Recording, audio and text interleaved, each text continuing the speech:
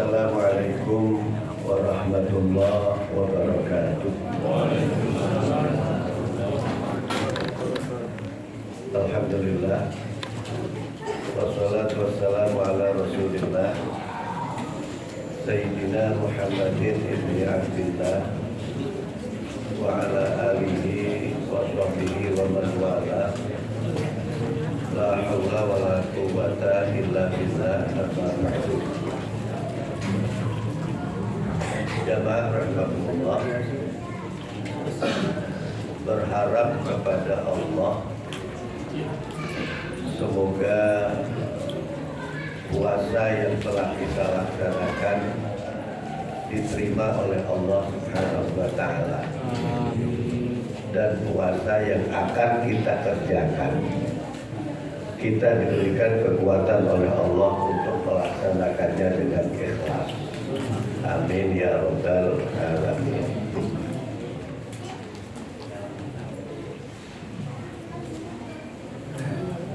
Suatu hari ada seorang laki-laki datang kepada Rasulullah Shallallahu Alaihi Wasallam. Dilihat dari bahasanya, kelihatannya ini orang baru, belum mengenal Rasul. Dilihat gaya-gayanya kayak gaya-gaya orang Badui yang kalau ngomong suka apa? Bukan ngeyel, nggak pakai perasaan gitu loh. Pernahkah pada suatu hari ketika pulang dari perang Hunain, ketika bagi-bagi apa? Ghanimah, dia bilang, berlaku adillah kamu ya Rasulullah. Wah, ini benar-benar begitu. Tapi ini dia bertanya kepada Rasulullah begini, ya Rasulullah, ausini wa ajiz. Ya Rasulullah, pesanlah kepada saya wa ajiz, yang ringkas-ringkas aja. Emang Rasul kalau ngomong pernah lantur, tapi ada yang begitu. Ausini wa ajiz, pesanlah saya dengan satu pesan, wa ajiz, dan ringkas aja. Rasulullah Shallallahu Alaihi Wasallam kasih pesan, idza sholaita fasolli sholata muwadzain. Kalau kamu melaksanakan sholat, kata Rasul, maka laksanakan sholat seperti bahwa sholat itu adalah sholat perpisahan, sholat kamu yang terakhir. Gimana kalau kita tahu bahwa habis sholat kita mati, kira-kira sholat kita bagaimana? Itu. Jadi suruh yang ringkas, Rasul disimpulin aja. Idza sholaita fasholli sholata muwadzain. Kalau kamu sholat, maka laksanakanlah sholat seperti itu sholat yang terakhir. Maka saya berpesan ini untuk diri saya dan kita untuk puasa, agar puasa kita itu bisa maksimal. Maka anggaplah, yakinilah bahwa puasa kita hari ini adalah puasa yang terakhir. Besok belum tentu kita berpuasa. Sehingga apa? Dalam melaksanakannya benar-benar apa? Serius. Coba lihat khutbah wadahnya Rasul di hajinya, kan mengerikan itu. Rasul menyimpulkan beberapa kalimat dalam haji wadah, haji perpisahan. Rasul tidak bilang haji wadah, orang aja yang menyebut haji wadah, karena itu haji seolah-olah Rasul pamit kepada umat, dan itu memang faktanya benar. Waduh, nanti habis ini kita mati beneran lagi. Ya nggak apa-apa. Soal dimatikan kapan oleh Allah, yang penting kita diwafatkan dalam keadaan husnul khotimah. Banyak orang yang pengen mati nggak mati-mati kok. Tapi orang yang nggak pengen mati kadang-kadang mati duluan. Jadi ketika kita melaksanakan satu kegiatan ibadah, maka yakini itu adalah ibadah kita yang terakhir. Yang kedua, pesannya sih 3, malam ini 2 aja. Tidak usah banyak-banyak. Nanti yang ketiganya insya Allah tanggal 22 Maret. Ya, dicicil masih goyang-goyang. Yang kedua, wala takalam bi kalimatin tak tadiru min hubatan. Kalau kamu ngomong, jangan seucap-ucap. Kalau kamu ngomong, janganlah kamu berbicara dengan satu ucapan yang dengan ucapan itu kamu minta maaf besok.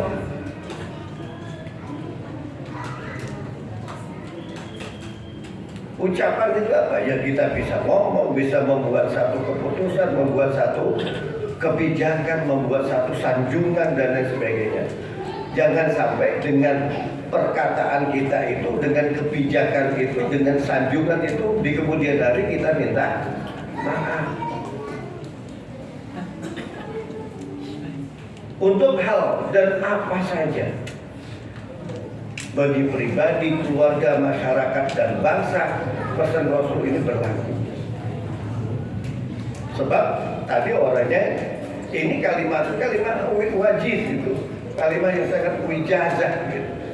Wijazah itu artinya to the point. Banyak nggak orang yang ngomong kemudian dia nyesel, kemudian minta maaf. Nabi dan Rasul nggak ada yang melakukan itu. Nah, 2 itu. Dan yang ketiga, dari sholat Isya sampai Tarawih, saya terpesona.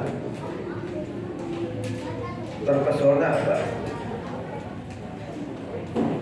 Allah Subhanahu wa Ta'ala sedang memberikan pelajaran parenting kepada Rasulullah Shallallahu Alaihi Wasallam. Tadi parenting tadi. Parentingnya dari 2 jenis orang. Yang satu bukan nabi, yang satu nabi. Yang bukan nabi itu siapa? Imran. Yang nabi, Nabi Zakaria. Istrinya Imran hamil. Istrinya Imran hamil. Ingat, Imran bukan nabi, tapi diceritakan di dalam Quran. Begitu istrinya hamil, apa dia bilang? Ya Allah, saya hamil. Inni nazartu laka ma fi batni muharraran.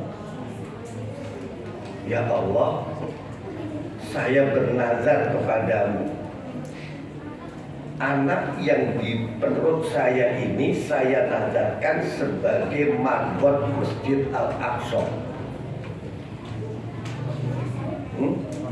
Iya, marbot. Bahasa kerennya.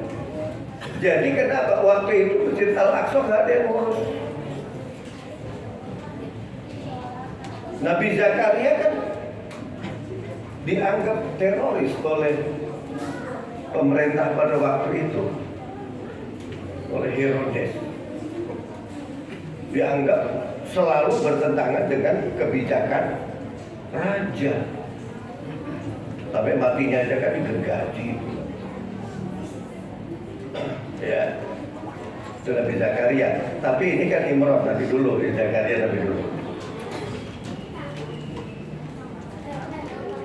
Tapi begitu lahir perempuan, dia udah pengen anaknya itu laki-laki, tapi yang lahir perempuan.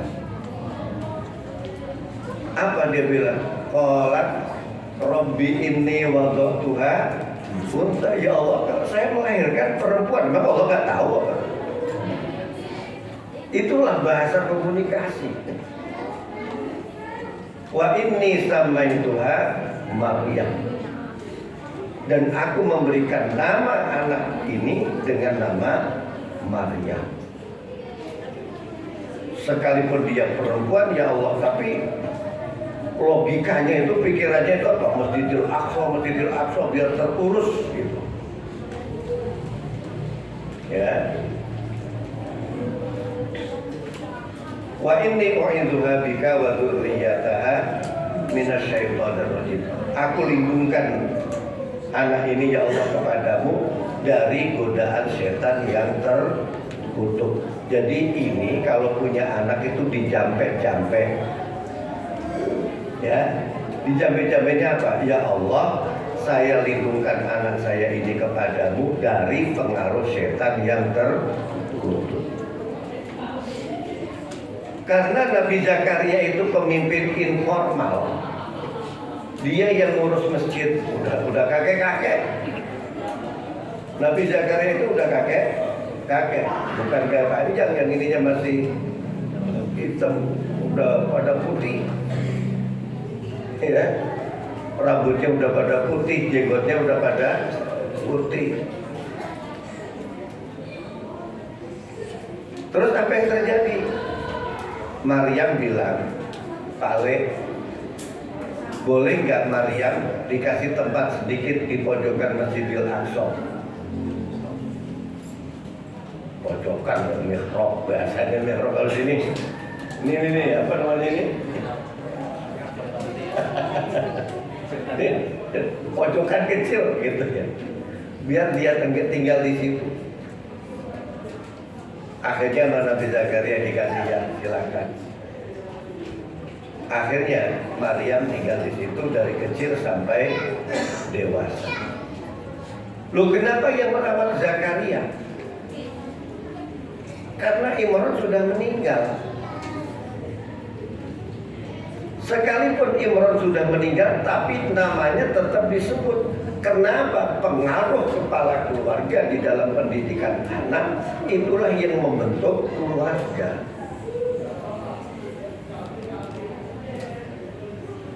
Ya. Bapaknya orang soleh, punya anak Maryam solihah. Terus apa? Maryam di kemudian hari mendapat anak siapa? Nabi Isa alaihi salam. Masya Allah. Ini mengangkat derajat kakeknya. Ulama mengatakan kalau nggak lahir Maryam mungkin Imran nggak disebut.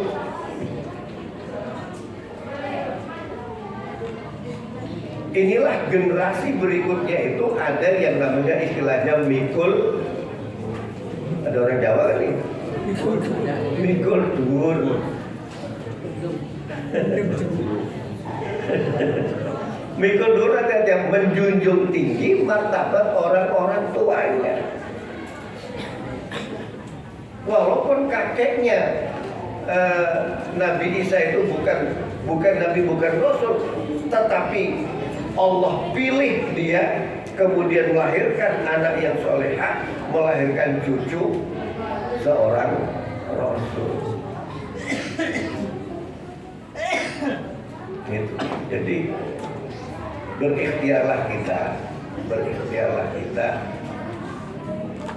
punya anak yang soleh solehah, kemudian melahirkan cucu seorang ulama. Oh, kita memang bukan siapa-siapa. Alif bengkok aja nggak tahu.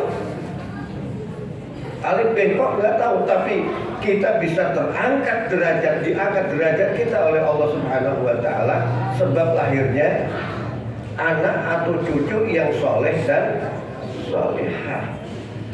Jadi anak yang soleh dan solehah itu perlu diprogram dan direncanakan.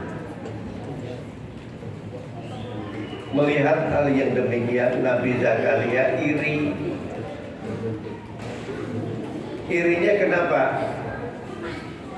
Dia rawat ponakannya, Ya, rawat ponakannya Nabi Zakaria. Kalau Nabi Isa, kalau bagi Nabi Zakaria apa? Kakek ya berarti.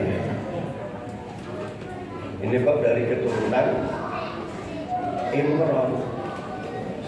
Akhirnya dia doa di surat Maryam. Qala rabbi inni wahanal azmu minni washta'ala ar-ra'su syaiba walam akun bidu'aika rabbi syaqiyya. Ya Allah, tulang saya sudah pada kemertak, tulang saya sudah pada linu. Dulu berdiri langsung lari bisa, sekarang berdiri dengan 4 kaki sudah. Karena tangannya udah ikut megang. Terus gak bisa langsung lari, mesti digoyang dulu kakinya. Wasta'ala ra'su syaiba, dan rambut saya sudah jirap ubannya. Tahu jirap? Menyala. Udah mengkilat gitu. Kalau sekarang anggota KPU kepala penuh uban. Kepalanya udah penuh uban. Akhirnya apa? Dia doa. Ya Allah. Tapi ya Allah, walaupun dari muda sampai tua ini saya nggak bosan-bosan minta kepadamu. Walau aku bidu'aika rabbi syaqiyya, walaupun sampai sekian saya nggak pernah nyesel, saya nggak pernah merasa rugi untuk berdoa denganmu. Akhirnya oleh Allah dijawab, bahwa Nabi Zakaria akan dikasih anak.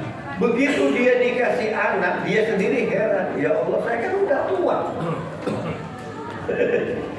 Coba, dia sendiri yang minta, begitu dikasih tahu, kan saya sudah tua.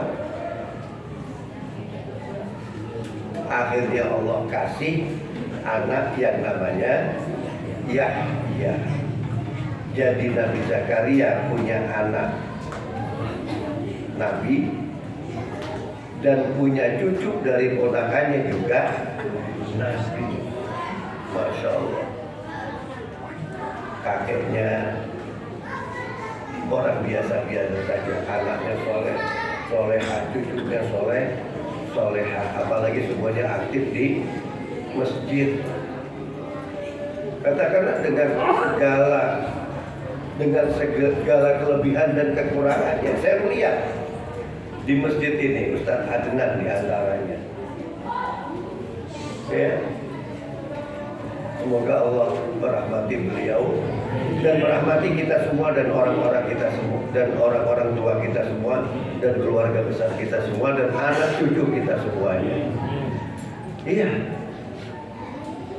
Itu sudah diisyaratkan oleh Allah di beberapa surat, bukan surat Maryam. Tadi yang dibaca ada surat Ali Imran dan macam. Ternyata ada beberapa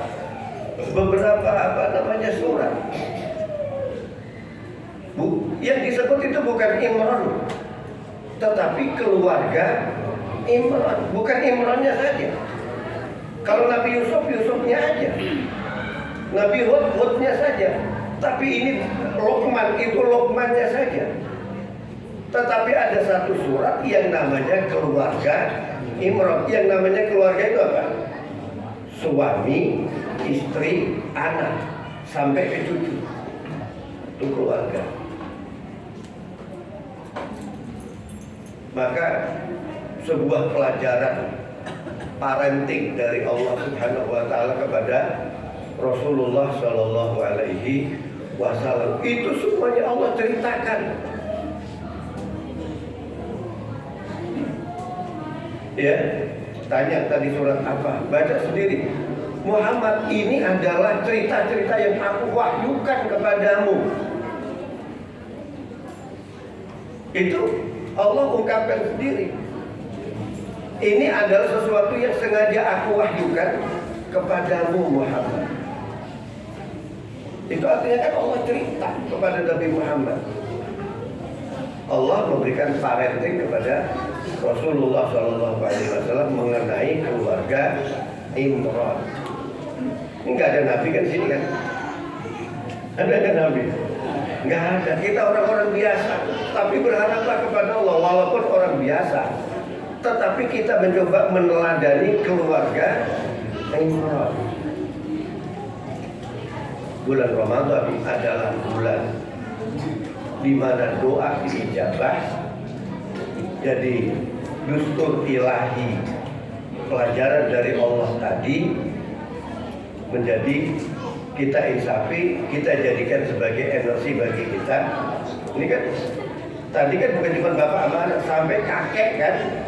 Nah ini yang kakek-kakek, yang bapak-bapak, yang calon bapak, rencanakan keluarga kita menjadi keluarga Imran. Semoga Allah Subhanahu wa taala merahmati kita, dan dengan keikhlasan yang Allah berikan kepada kita, Allah menjadikan keluarga kita seperti keluarga Imran, ya, seperti keluarga Imran, walaupun levelnya tidak sampai ada yang jadi nabi, ya, nggak mungkin.